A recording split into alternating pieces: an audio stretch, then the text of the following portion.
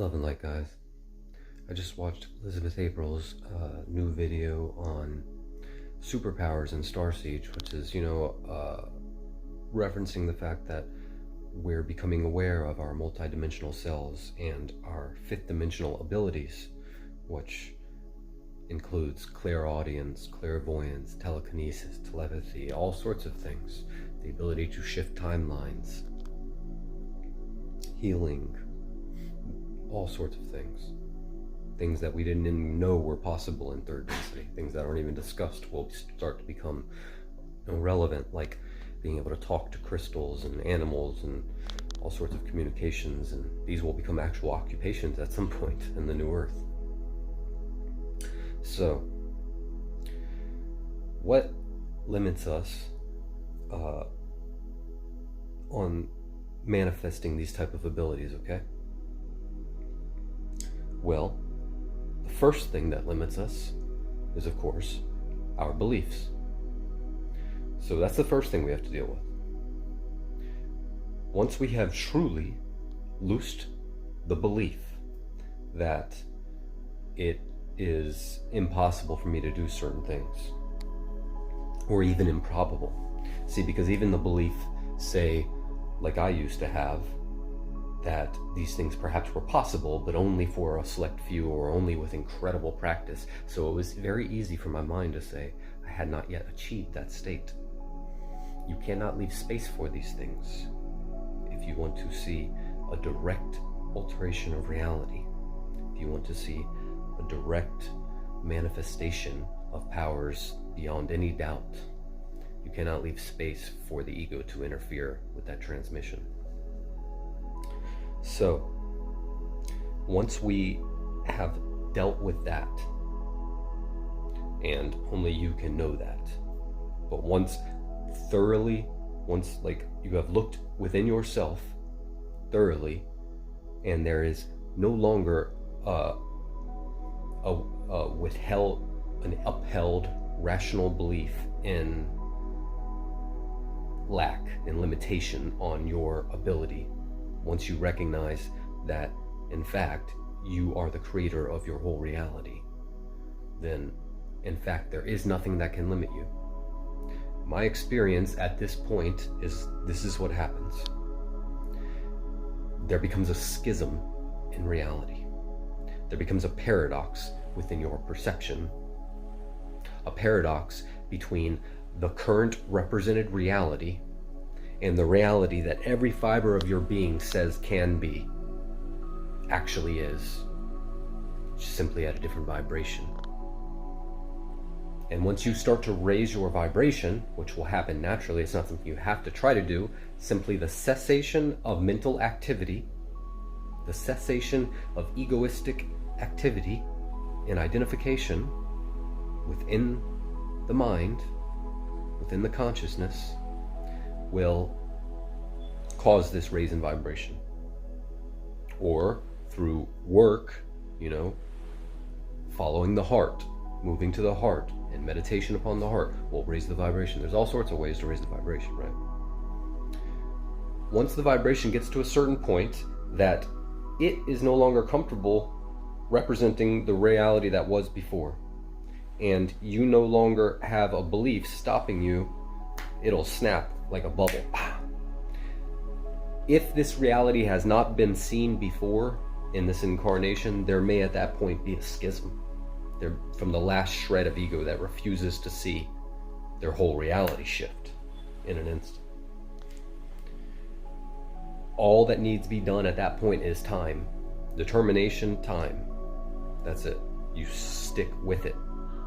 You withhold the vibration.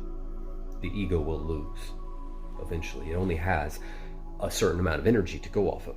It only has the energy that you have given it seeded to it in the past to attack you with in general.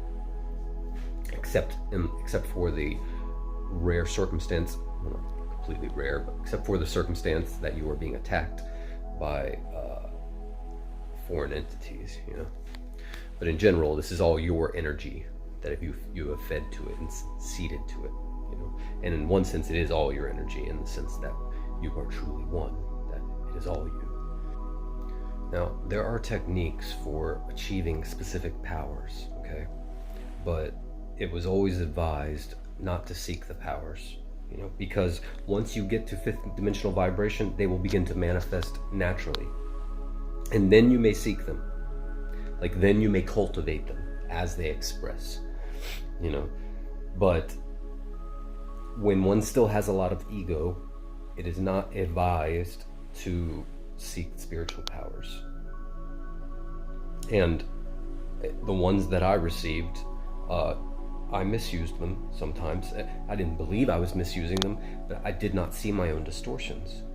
You do not see your own distortions unless you have clarity, So clarity must be achieved first. However, in the Law of One, they speak about touching intelligent infinity, okay? Touching source energy. All of us are that. All of us are directly plugged into that. It is only whether we can receive that, experience that. But it is always the case. So, I've told you in the past, the easiest way to touch source energy is through your heart chakra. But in fact, you can go through any chakra point. But the heart chakra will be the easiest for most, though some will be able to go through the violet ray, okay? What would this do to actually touch source through the chakra? And what I mean is to go into samadhi with the chakra point. So to place your attention upon this energy center in you, at some point it will probably become visual, at least in my experience it is visual. I cannot say how it will be for you. I will see a green vortex, literally, if I'm focusing on the heart chakra, and I will feel my expansion, which is indescribable, It's like jumping into an ocean, a raging ocean of energy that's also made out of love and freedom. But for any shreds of your mind or ego or personality, for any distorted, false illusion left of you, any images left, any energy patterns that are held in a false matrix to your true alignment will be burned away in that ocean if you just sit in it, if you don't recoil from it, So, what would that allow? Anything. Anything. Literally anything. You touch intelligent infinity, your power becomes infinite. Here's the thing, though. Let's say I'm going to touch intelligent infinity, and I'm going to stop all crime in the world. I'm going to stop all hatred. Bam.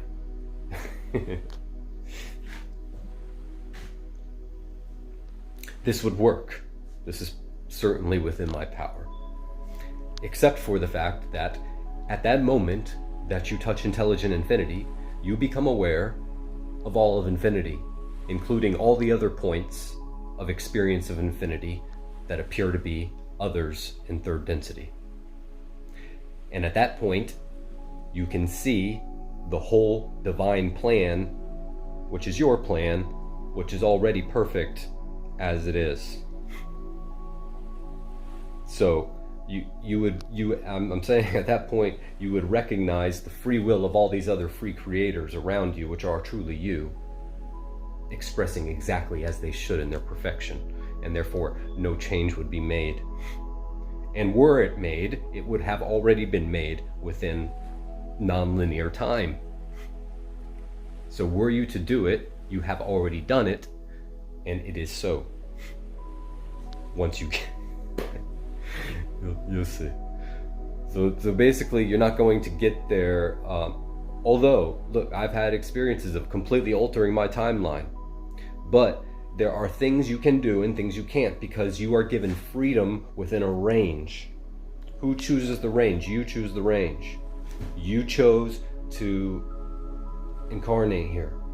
You chose to incarnate into this type of game, into this type of body, into this type of system, with this kind of rules, with this kind of experience, with this kind of limitations. You chose this. So when the personality, when you as a personality, even a spiritualized personality, which is becoming more and more in alignment with its true self, with the soul, and with its I am presence, will often not understand the greater plan of its higher self. And in frustration from that point of not understanding, will seek to alter the plan. And the higher self will be like, no, no, no, no, you know. And it can be frustrating, but that's simply why, is that we cannot recognize from here what's happening, you know, and why it should be so. So, for specific cultivations of specific abilities, clairaudience, clairvoyance, you would want to go into samadhi with the organ of perception. So if you want supranormal hearing, you would go into samadhi with the ear and with the energetic underlying systems which create the expression of the ear here. So the multidimensional aspects of what the ear actually is, which will be revealed in samadhi as you start to strip away whatever you are unifying with, because that is what samadhi is. When you lose yourself into something that appears to be other until there is only one, and you recognize the self in the other, whether that be silence, emptiness, all, or an object that appears to be an object, but which is truly you. So you find yourself in that thing by losing any sense of a separate self in your perception. Okay. So, the ability to manifest miraculous things while in physical incarnation, first of all, I've said before, is affected by the consciousness of all participants. If I have 1,000 people around me who all don't believe in anything other than normal third density experiences, I'm going to have trouble producing a miracle. Now, I have produced miracles with people who did not believe fully, but yet they did not fully believe the other way either. And it took me a little bit of work to get it there, to get them into a place of acceptance where they could receive that. It wasn't like, oh, hi, my name is so-and-so, here. No, that doesn't work.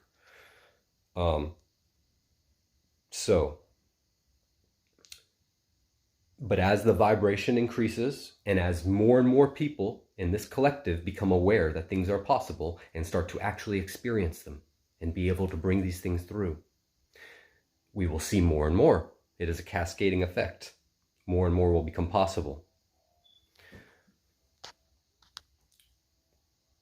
However, one thing I don't think a lot of people realize, except adepts, because you don't really realize this until you're an adept,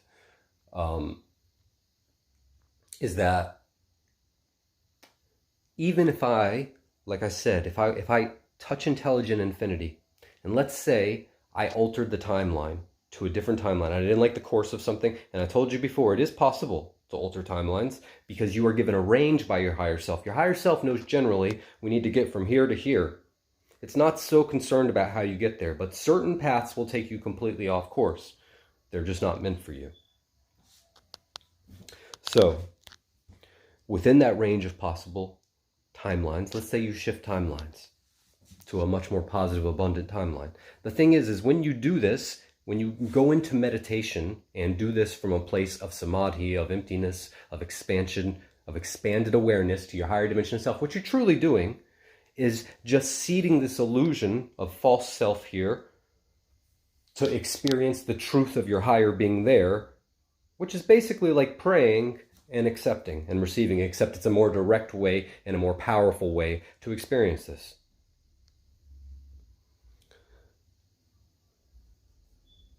this will not be the same experience as someone standing in a room and saying, I'm going to make that disappear. I'm going to become invisible. I'm going to teleport.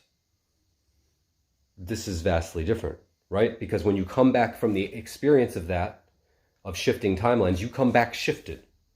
You come back maybe a new you, but a new you that is in harmony with the new universe you've shifted into. And so you just feel like you. And anyone else that witnessed this would not have noticed a thing, because they are all in the new universe. You're just getting different versions. So how do we have the experience of being able to lay our hands upon someone and heal them, or start a fire, or move something, whatever we want to do? What must be done is to bring that infinite intelligence down into this vessel. This infinite power from your higher self to manifest these things must come down into this vessel and be able to transmit this powerful truth, this powerful high frequency vibration, purely in an unadulterated way, and it must be held within a vessel of certainty, within a matrix of personality that is pure and knows its power and knows itself. So the vessel must be purified to allow this. Once one can manifest a vessel that is pure enough to hold these energies, then this can happen. Then this can happen. Otherwise, this will only generally happen from a grace, from your higher self, meaning this is arranged from your higher self, both for your benefit and the others. I heal many people. I have healed many people, and generally it was a grace. It was not that I had brought myself to a fifth dimensional vibration yet in a sustained physical way. It is that I was able to have enough knowledge and faith in my higher self and in my connection to all and in God's love of whoever I'm trying to help, that they will be there for them, that I can step out of the way to allow this channel to move through me, you know? And still, there have been limitations based upon that. It has to be with the other person in belief to some extent. But the more pure the vessel gets, the less it matters what the other person thinks, you know, to where you can actually shatter their reality. When I am clear enough, and there are certain times that I can shatter people's reality. For a long time, I've been able to do this. I've been able to do it psychologically, by exposing them to the truth in a forceful way if I wanted to, but in a more direct way by manifesting something that they can't explain. But to have this ability without the wisdom about whether or not you should do that, whether or not you should respect that being's free will, is a recipe for freaking disaster. I'm gonna tell you, you don't want it. Whether you could get it or not, you don't want it. Honestly, you don't want it. It is a blessing to not receive spiritual powers before you're ready. I promise you. You will only make your road harder and add a bunch of karma. You don't need it. You'll only get lost. They will be there when you're ready. But they are certainly yours. Love and light.